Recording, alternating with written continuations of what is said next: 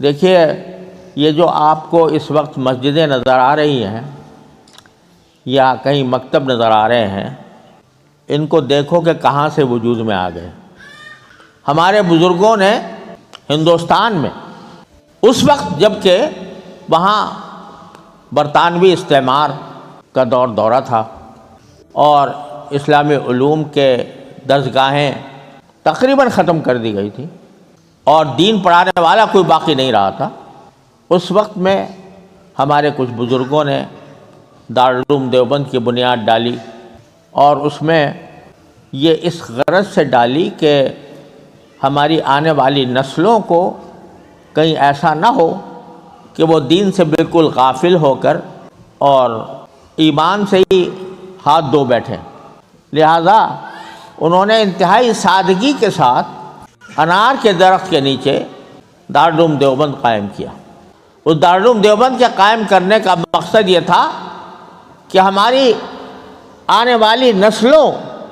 کو صحیح معنی میں مسلمان باقی رکھا جائے۔ وہاں قرآن و حدیث کی تعلیم دی گئی، وہاں علماء پیدا ہوئے، انہی علماء نے ساری دنیا میں اس علم کو پھیلانے اور پہنچانے کی کوشش کی۔ آج آپ کو جتنے یہ مکتب یا مسجدیں نظر آ رہی ہیں اس ملک کے اندر بھی، وہ در حقیقت فیض ہے ان اللہ والوں کا جنہوں نے دنیا کی نعمتیں اور خوشحالی کو قربان کر کے، موٹا جھوٹا پہن کر، روکھی سوکھی کھا کر، فاقے برداشت کر کے دین کو محفوظ رکھنے کی کوشش کی۔ اور آج آپ یہ دیکھ رہے ہیں، ابھی اس مسجد کا نام بھی مسجد یوسف رکھا گیا ہے۔ یہ کس کے نام پر؟ حضرت مولانا یوسف مطالعہ صاحب رحمۃ اللہ علیہ، جن کو شیخ الہند حضرت شیخ الحدیث مولانا محمد زکریا صاحب رحمۃ اللہ علیہ نے اس ملک کے اندر بھیجا تھا کہ وہاں جا کے کام کرو۔ اللہ تبارک و تعالیٰ نے ان سے یہ کام لیا کہ ملک کے طول و عرض میں، اور نہ صرف برطانیہ میں بلکہ برطانیہ سے باہر امریکہ آسٹریلیا تک یہاں کے پڑھے ہوئے لوگوں نے جا کر مدرسے قائم کیے، ادارے قائم کیے، اور اس کے نتیجے میں الحمدللہ آج یہ منظر ہمیں نظر آ رہا ہے۔ یہ چہرے جو اس وقت ہمارے سامنے ہیں، ان سب چہروں پر ایمان کی روشنی نظر آ رہی ہے، ایمان کا نور چمکتا ہوا نظر آ رہا ہے۔ یہ ان بزرگوں کی ان قربانیوں کا نتیجہ ہے۔ تو یہ مبارک چہرے در حقیقت یاد دلا رہے ہیں ہمارے ان اکابر کو جنہوں نے انار کے درخت کے نیچے بیٹھ کر دارالعلوم دیوبند کی بنیاد رکھی تھی، اور آج انہی انار کے درخت کا سایہ اس وقت ساری دنیا میں پھیل چکا ہے۔ اللہ تبارک و تعالیٰ نے مجھے دنیا بہت دکھائی ہے۔ دنیا کے 6 بر اعظم کہلاتے ہیں، 6 کے 6 بر اعظم میں نے دیکھے ہیں۔ سب ملکوں میں گیا ہوں، مسلمان ملکوں میں بھی، غیر مسلم ملکوں میں بھی، لیکن جہاں بھی گیا تو وہاں دارالعلوم دیوبند کا یا براہ راست یا بالواسطہ فیض چمکتا ہوا نظر آیا۔ دور دراز کے علاقوں میں جہاں تصور بھی نہیں تھا کہ کوئی مسلمان بھی ملے گا، وہاں دیکھا تو لوگ آ رہے ہیں استقبال کے لیے، اور پوچھا بھئی کون ہیں آپ؟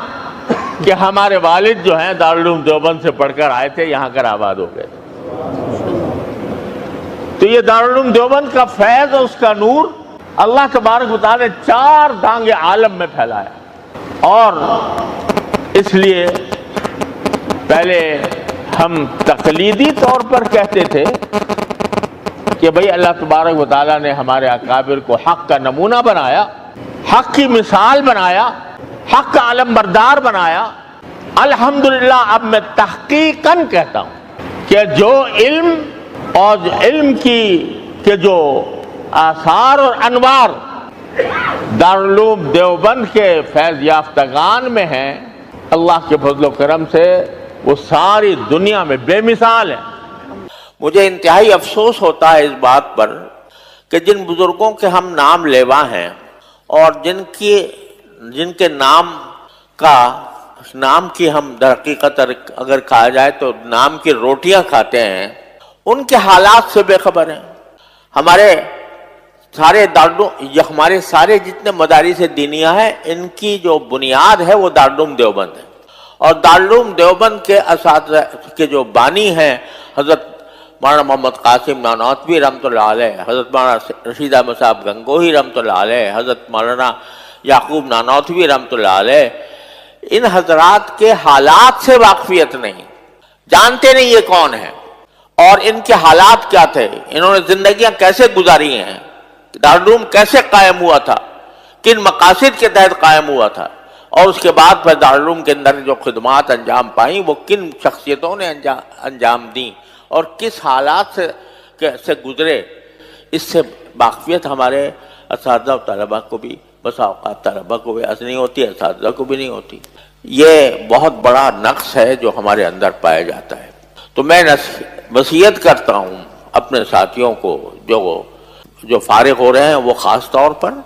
اور جو ابھی زیر تعلیم ہیں عمومی طور پر، کہ ان بزرگوں کے حالات زندگی کو، ان کے ملفوظات کو اپنا حرز جان بنائیں۔ ہر شخص ہم میں سے جائزہ لے کر دیکھ لے اپنا، کہ کتنے ایسے ہیں کہ ہم نے حضرت نانوتوی کی سوانح پڑھی، ان کے حالات زندگی سے واقفیت حاصل کی، ان کے ملفوظات پڑھے، حضرت گنگوہی رحمۃ اللہ علیہ کی کتنی معلومات ہمیں حاصل ہیں، کبھی تذکرۃ الرشید پڑھنے کی نوبت آئی، کبھی ان کے حالات کو جانچا، دیکھا کہ کس طرح وہ اس مقام تک پہنچے، کبھی حضرت حکیم الامت مولانا شبلی صاحب تھانوی رحمۃ اللہ علیہ کے ہم خاص طور پر نام لیوا ہیں، ان کے حالات پڑھے، اشرف السوانح کتنے لوگوں نے پڑھی ہے اور کتنے ان کے ملفوظات اور مفاہیم سے کتنا استفادہ کیا ہے۔ تو افسوس یہ ہے کہ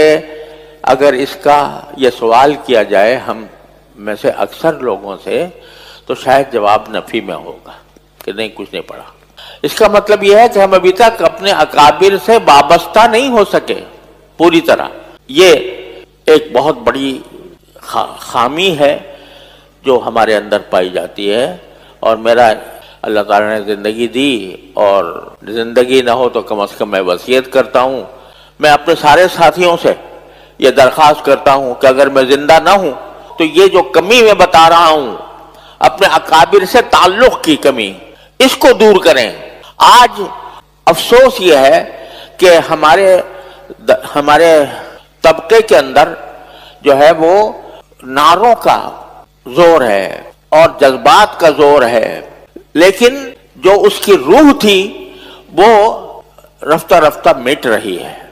السلام علیکم جی دوست، ہم نے دیکھا اور سنا شیخ مفتی تقی عثمانی صاحب حفظہ اللہ کو کہ شیخ مفتی تقی عثمانی صاحب حفظہ اللہ کیا بیان فرما رہے تھے۔